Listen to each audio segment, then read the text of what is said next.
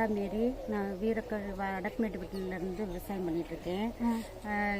Carrot ஒரு லைனும் beetroot ஒரு லைனும் நட்டிருக்கேன் பப்பாளிக்கு இடைவெளியில். இப்போ 2 அடிக்கு ஒன்று கேரட் நட்டேன். பீட்ரூட்டும் வச்சிருக்கு, வருதான்னு பார்ப்போம்னு சொல்லி நட்டிருக்கேன். கேரட்டு கொடைக்கானல்லேருந்து வாங்கிட்டு வந்தேன். அங்கே தான் வரும். நான் நம்ம தோட்டத்தில் வருதான்னு பார்ப்போம்னு நட்டுருக்கேன். இந்த சீசன் வந்து நமக்கு பனிகாலனால இங்கே வருது. நான் இதுக்கு முன்னாடி ஒரு பக்கம் நட்டிருந்தேன், வந்தது. அதனால நான் குளிர்ச்சியாக இருந்தால் வரும் அப்படிங்கிறதுனால தான் இப்போ நான் நிலத்துல இந்த தடவை நட்டிருக்கேன். நல்லா வந்திருக்கு. ஏதாவது உரம் வந்து நான் இயற்கையாகவே வந்திருக்குக்கா. அது நல்லா அங்கே உள்ள மாதிரியே தான் வந்துருக்கு பாருங்க. ரெண்டாவது இந்த கேரட் வந்து நல்லா பெருசாகவே நல்லா இருக்குது. இல்லை பாருங்க, அங்கே உள்ள கொலையில இது வந்து வெயில் பட்டதுனால மேலே வெயில் பட்டதுனால கலர் மாறி இருக்குது. மண்ணு மூணு நல்லா இருந்திருக்கும்.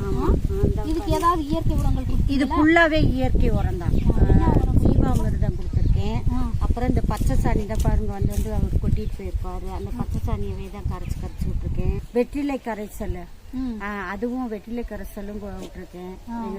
இதில் இருந்த வெத்தலைய அப்படியே வாளியில போட்டு மிளகு போட்டு வச்சிருந்து வெற்றிலை கரைசலும் விட்டுருக்கேன். நிறைய எந்த நேரம் பார்த்தா ஏதாவது ஒன்றை கரைச்சி விட்டுட்டே தான் இருக்கிறது. பரவாயில்ல, நல்லா வந்திருக்கு. 3 மாசத்துக்குள்ளே வந்துருச்சேங்கக்கா? ஆமா, 3 மாசமா? எவ்வளவு? 3 மாசம். இது வந்து 1 கிலோ இப்போ என்ன விலைக்கு போகுதுங்கக்கா கேரட்டு? இப்போ என்ன விலை போகுதுன்னு தெரியல. போன மாசத்துல வந்து 150 ரூபாய்க்கு போச்சு. குறைஞ்சது இப்போ 100 ரூபாய்க்கு கம்மி போகும். பரவாயில்ல. இப்போ அந்த கேரட்டுக்கு இந்த கேரட்டுக்கு வித்தியாசம் இல்லை. ஆனா இங்க வெயில் படுறதுனால இங்க கொஞ்சம் மேல மட்டும் கருப்பா இருக்கு. ஆனா அங்க உள்ளதுல இவ்வளவு கருப்பு இருக்காது. நம்ம கிலோ கணக்குல மார்க்கெட்ல கொண்டு போய் நல்ல விலை கிடைக்கலாம். அப்ப நம்ம ஏரியாவுக்குமே கேரட் வரும் அப்படிங்கறது தெரியுது.